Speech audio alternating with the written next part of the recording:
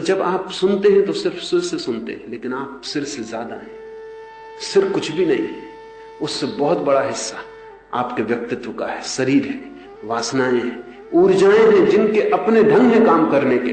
तो आप सुन के चले गए, जब आप सुन रहे थे तब आप सिर्फ सिर थे।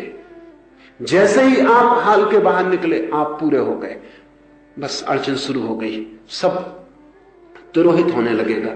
एक जब आप सुन रहे हैं तब बातों को सुन के लगता है, लाओसे को सुन के लगता है कि इससे आनंद मिल सकता है। आप दुखी हैं, आप जो भी कर रहे हैं वो गलत मालूम होता है क्योंकि उससे आपको दुख मिला है।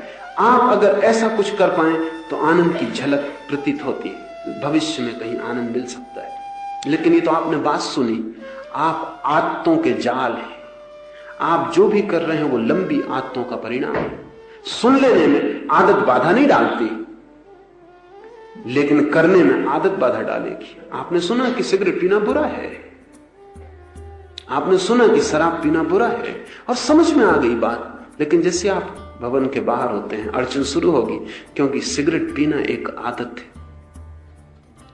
अगर आपने सिर्फ सुना होता कि सिगरेट पीना अच्छा है, सिर्फ सुना होता, और तब सुना होता कि सिगरेट पीना बुरा है, और दूसरी बात आपको जच गई होती, तो पहली बात को छोड़ना आसान था। कोई आदत तो थी नहीं, वो भी सुनी हुई बात थी, ये भी सुनी हुई बात है। जब आप सुन रहे हैं तो ये सुनी हुई बात है, और आपका जीवन एक लंबी आदतों का जाल है, वो सुनी हुई बात नहीं।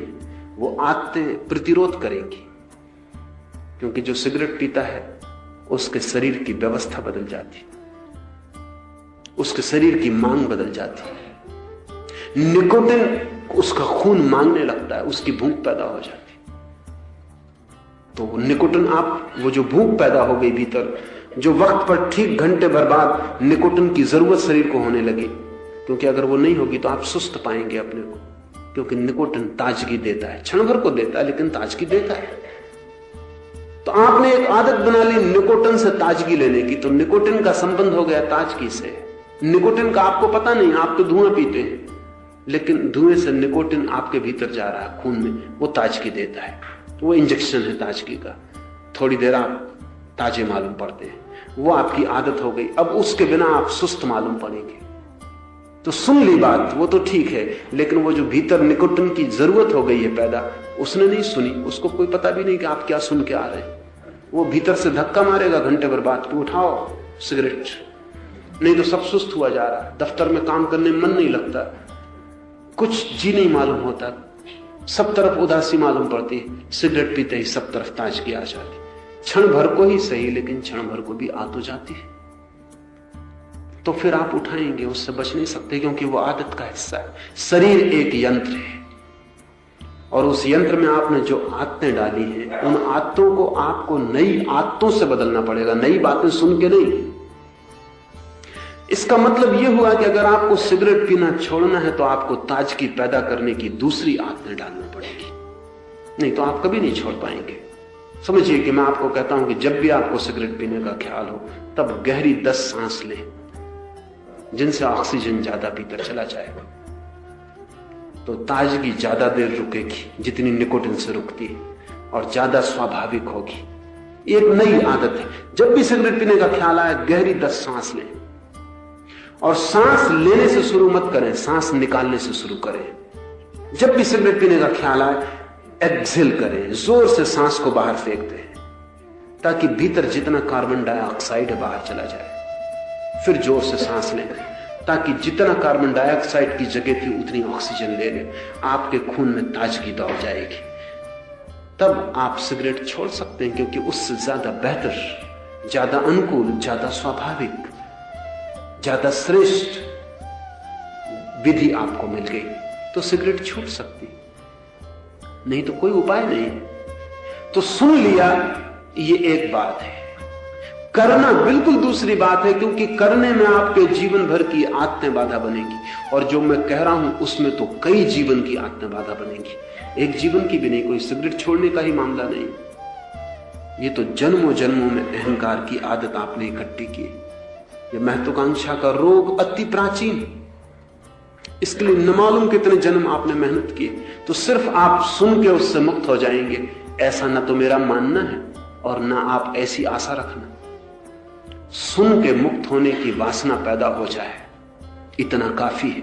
फिर कुछ करना पड़ेगा, फिर कुछ साधना से गुजरना पड़ेगा।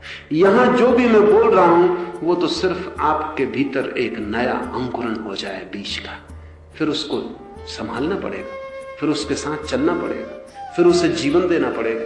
वो लंबी बात है। शायद जितने जन्मों में आपने गलत आदतें इकट्ठी की हैं उतने ही जन्म लग जाएं उनको रूपांतरित करने में।